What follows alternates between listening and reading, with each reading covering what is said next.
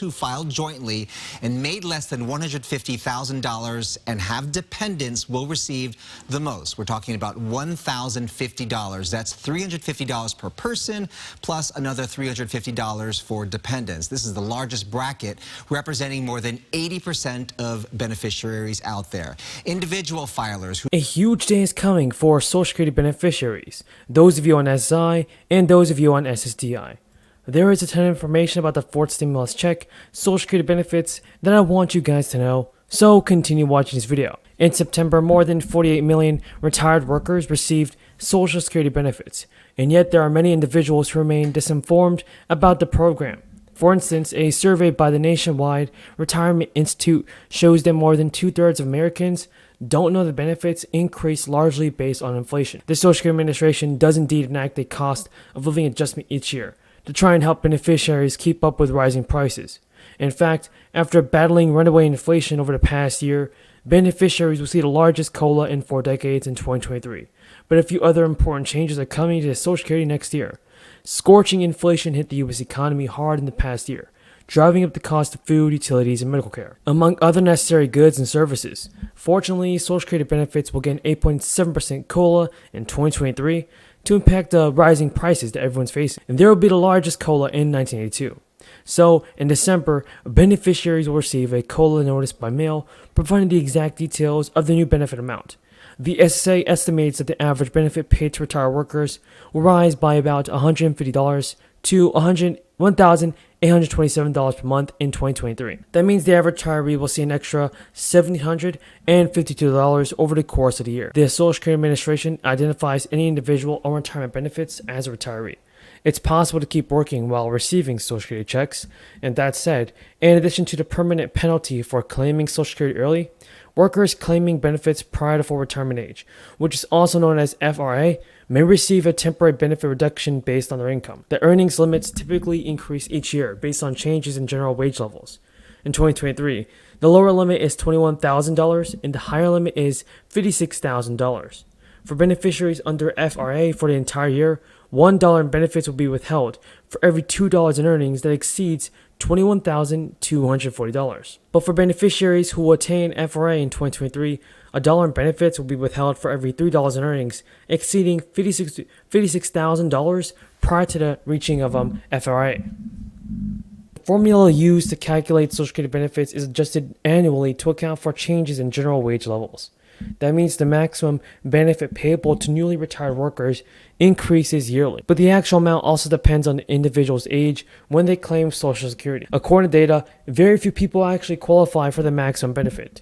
To reach that threshold, workers must earn more than the maximum amount subject to Social Security payroll tax for at least 35 years. The figure was $147,000 in 2022, and only about 6% of individuals in the U.S. meet that criteria. Retirees were hit hard, very hard this year with Medicare Part B increases. The standard monthly premium soared 14.5% from the 2021 level to $170. However, Medicare is giving that increase back in 2023.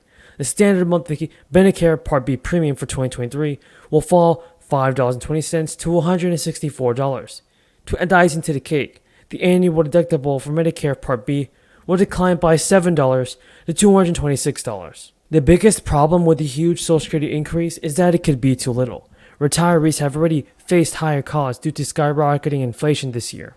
Now the COLA will be a big impact that's facing Social Security checks beginning in January, help going forward but will offset those increased expenses. There is a similar issue with the lower Medicare Part B premiums.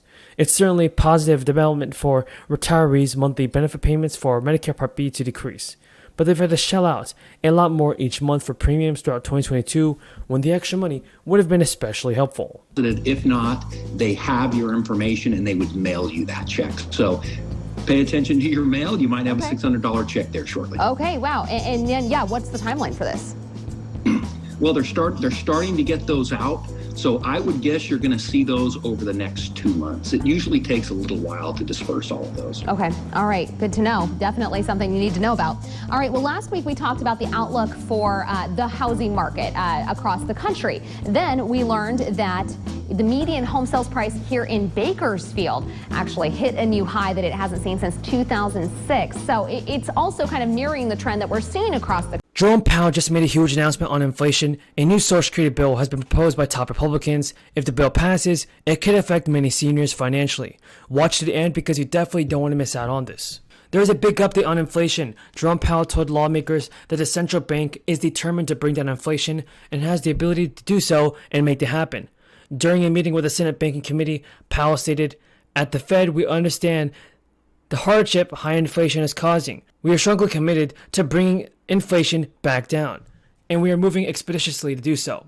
We have both the tools we need and the resolve it will take to restore price and stability on behalf of American families and beneficiaries."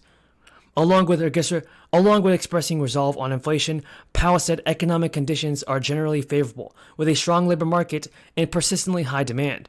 But Senate Democrat Elizabeth Warren warned Jerome Powell that the continued rate hikes could tip the economy into recession, without stopping inflation. Senator Warren said, "You know what's worse than high inflation and low unemployment is high inflation and recession with millions of people out of work." Powell told his colleagues it is certainly possible. It's not an intended outcome at all, but it's a certain possibility.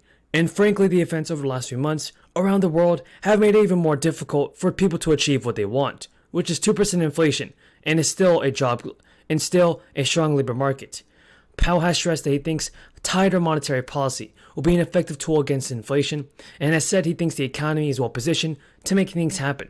However, he also told Warren that higher rates won't do much to lower soaring food and gas costs. Cracks have been showing in the economy this year that indicate that higher rates are coming as the economy is already slowing down. GDP declined at a 1.5% annual pace in the first quarter and is on pace to be flat in the second quarter. Housing sales have plunged and therefore job market is slowing down.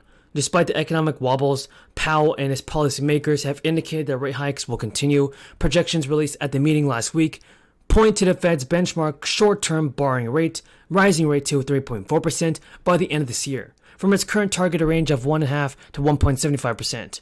One of the most popular and enduring government programs is Social Security, which has funded the lives of seniors for many years. As a result, senior poverty rate clocks in at a mere 9%. Yet research indicates that the trust fund providing Social Security benefits will deplete their reserves by 2034. In an effort to extend the program's solvency, Democrats have introduced a bill to expand Social Security. Bernie Sanders, along with Democrats and co-sponsors, introduced the Social Security Expansion Act to the Senate floor, aiming to enhance benefits and ensure the long-term solvency of the program. Under this bill, sponsors would like to see new Social Security benefits rise by $200 across the board for both new and current beneficiaries.